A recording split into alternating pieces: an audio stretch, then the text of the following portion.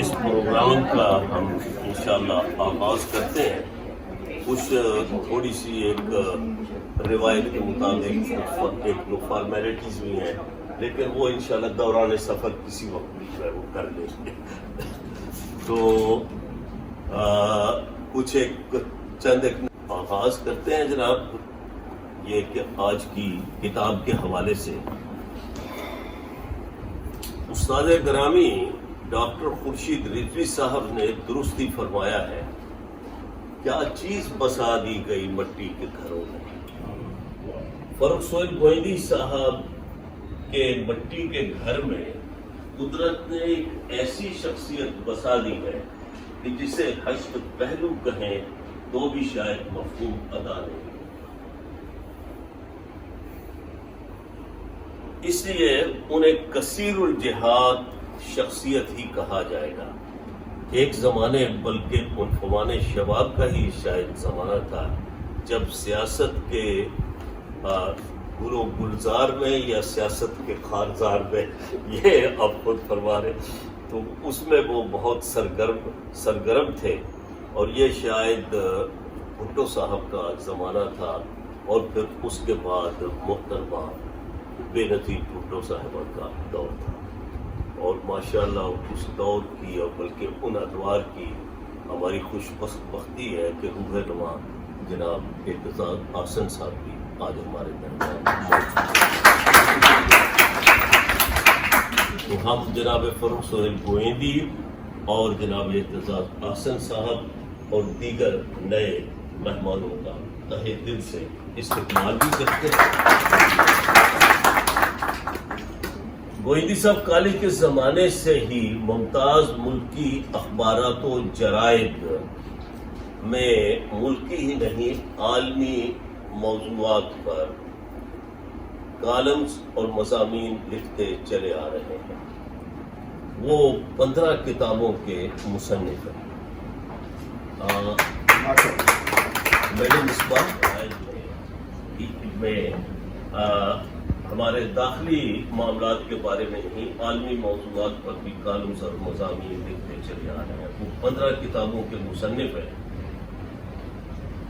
یہ فیصلہ کرنا مشکل ہے کہ ان کا پہلا گھر پاکستان ہے یا دوسرا ہے. یہ اس کو ڈسکلوز کرنا ہے یا نہیں؟ شادی میں آ رہا ہوں ان کا جو ہے وہاں پر ملکیت گھر مکان کی.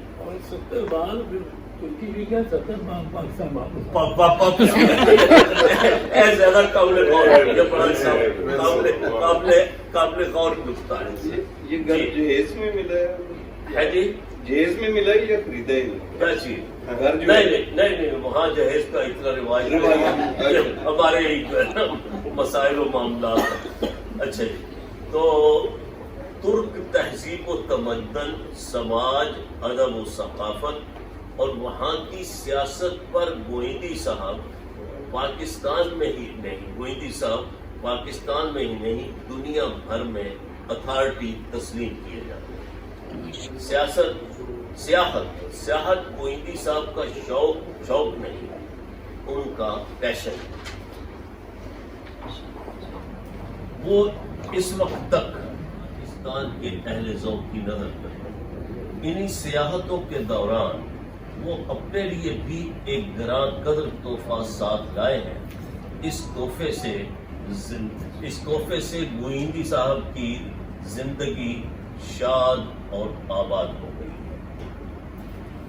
اوائل شباب میں انہیں دختران فارس کا فارسی لب و لہجہ بہت آیا تھا، مگر جو تحفہ وہ عرب دنیا سے لائے ہیں اپنے لیے، وہ اس خطے سے لائے ہیں کہ جس کے بارے میں اپنے طویل قیام سعودی عرب پر جو ہے وہ عرب دنیا کے دوران جس کے بارے میں یہ طالب علم کہا کرتا تھا کہ the singing accent of the Arab world.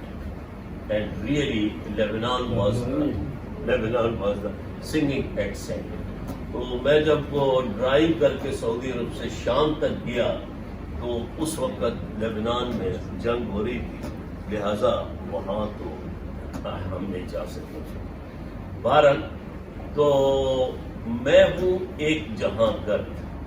3 ملکوں کا سفر نامہ، ایران، ترکی اور برطانیہ. میں نے اپنے آپ کو صرف ایران کی داستان سفر تک محدود رکھا ہے تاکہ بک کلب کے دیگر ممبران وہ بھی اپنے اپنے تاثرات پیش کر سکیں. سفر تہذیبی، تاریخی، تعلیمی اور سیاسی معلومات سے معمول. روداد سفر کے دوران گوئندی صاحب ایران کے پیکر کے نقوش یوں بیان کرتے ہیں کہ قاری محسوس کرتا ہے کہ جیسے وہ بھی مشہد کی عبادت گاہ کا چمکتا دمکتا ہوا گنبد اپنی آنکھوں سے دیکھ رہا ہے. اور اسی طرح وہ تہران میں وہ محمد رضا شاہ پہلوی کے محلات کو دیکھتے اور ان محلات کو جلوہ تراشوں گا غزل میں تیرے پیکر کے نقوش، یوں تراشوں گا غزل میں تیرے پیکر کے نقوش، وہ بھی دیکھے گا تجھے جس نے تجھے دیکھا نہیں. تہران نے مجھے اپنے اندر یوں سمو لیا تھا. ایک اور جملہ کہ جی چاہتا تھا کہ ہفتوں یہاں قیام کیا جائے. کوئی بستی چاہے کتنی خوبصورت کیوں نہ ہو، اگر اس بستی کے پاس ہی محبت اور ملنے میں گرگوشی نہ دکھائے تو وہاں دل چل بیزار ہو جاتا ہے. مکان مکینوں سے ہی خوبصورت ہے. یہ گوئندی صاحب گوئندی صاحب ایران کو الوداع کہتے ہوئے لکھتے ہیں، تہران میں آخری شام کا احساس اداسی کو مزید بڑھا گیا. اپنی ہلکی پھلکی گشت گیری، یہ جو ٹریولنگ کے بارے میں فارسی کا جو لفظ جو ہے جی گوئندی صاحب نے دیا ہے اسے میں نے استعمال کیا اپنی لفظ دیا. تو وہ جو ہے گشت گیری کے دوران مجھے اچھی طرح اندازہ ہے کہ اجنبی دیشوں سے چند دنوں کی آشنائی کے بعد جب جدائی کا لمحہ آ جاتا ہے اور وقت رخصت جب وہاں کے مکینوں کو یہ کہنا کتنا اداس ترین لمحہ ہوتا ہے کہ کل اسی وقت شام سے پہلے میں تیرا شہر چھوڑ دوں. یقیناً دوران سفر گوئندی صاحب ایسے اداس لمحوں سے بارہا گزرے ہوں گے. یقیناً گوئندی صاحب دوران سفر ایسے اداس لمحوں سے بارہا گزرے ہوں گے اور ان کے لبوں پر یہ جو ہے وہ یہ مصرع بھی آیا ہوگا جس کا میں نے بھی ذکر کیا ہے. لیکن میں گوئندی صاحب کی تسلی و تشفی کے لیے صرف یہ عرض کر دیتا ہوں کہ وہ شام اداس تو ہوتی ہے لیکن اس طرح تو ہوتا ہے اس طرح کے کاموں میں. شکریہ. تو یہ جناب ہمارا جو بک کلب کا فارمیٹ ہے وہ یہ ہے کہ سیاحت کی کہانی جب ایک جہاں دیدہ گرم و سرد چشیدہ سیاح اور مصنف کے طور پر 2019 اور 2000 میں تحریر کی گئی تو اس وقت 2019 اور 2020 میں تحریر کی